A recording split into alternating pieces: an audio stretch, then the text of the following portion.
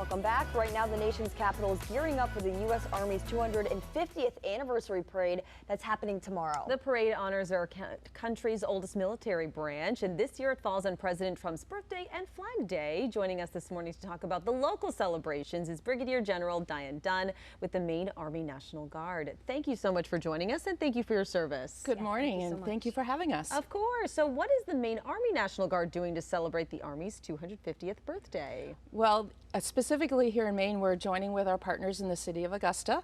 We're going to step back in time and we're going to go to Old Fort Western and celebrate with many folks there, to include the Military Officers Association of America, our Maine Military Historical Society, and many others, many of the reenactors at Old Fort Western. We're very excited to be able to reflect on our 250-year birthday. Wow, that's such a big number. I know. What are some of the highlights of Maine National Guard operations and deployments over the years? Well, obviously there are many of the combat missions that so many Mainers have served in across our 250 years: World War II, Iraq, Afghanistan, as well as our peacekeeping and humanitarian missions in Bosnia and other parts of the world. So Mainers are known for our global impact in the service that we have to our state and nation. What inspired you to join the Army National Guard? Why is it so rewarding and maybe different than other branches of service?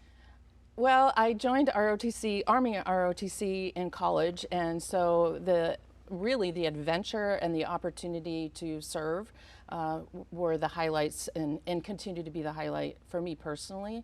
But it is also my honor at this point in my career to serve our service members here in the state of Maine, both locally and nationally.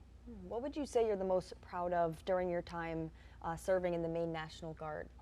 I'm most proud of the opportunity to lead our amazing volunteers. Our Mainers that serve here, our state and nation, are always prepared for defending our values and coming to the call of our state and our partners across New England, and our partnership that we have with the country of Montenegro.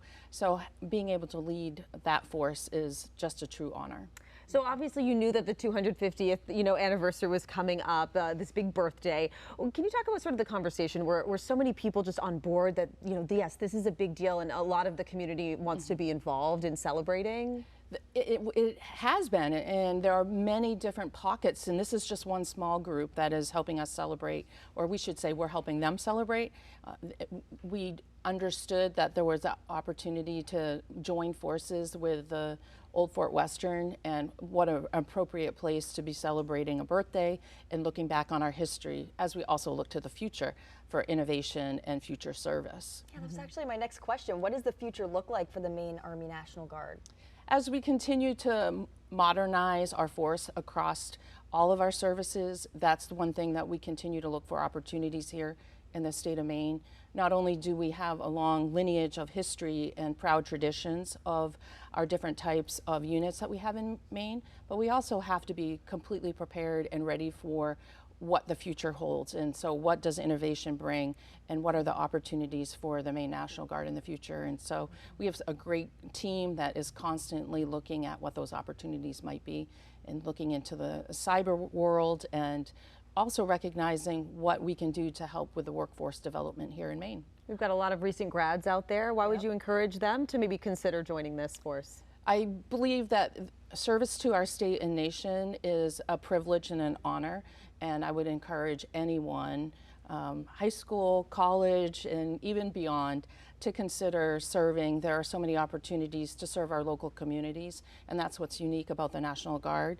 You're a citizen soldier, you live in your local communities, and we support our employers that support us, our family members. They're so important to our overall service, and it's a great opportunity to serve our state and nation. Yeah, it must be a lot of hard work serving, go through a lot, but it must be so rewarding as well. It is. It's very rewarding, and as I said, no one could do it without the support of their employers and their families, and they don't often get thanked enough.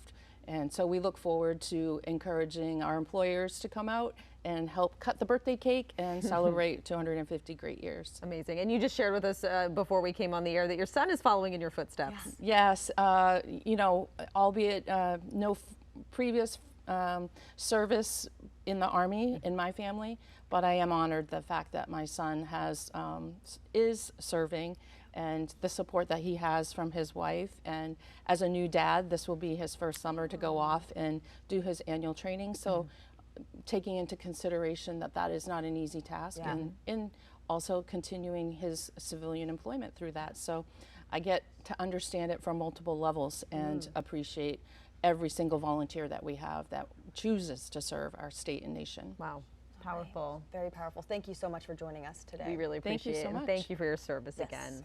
After the break, we'll be checking back in with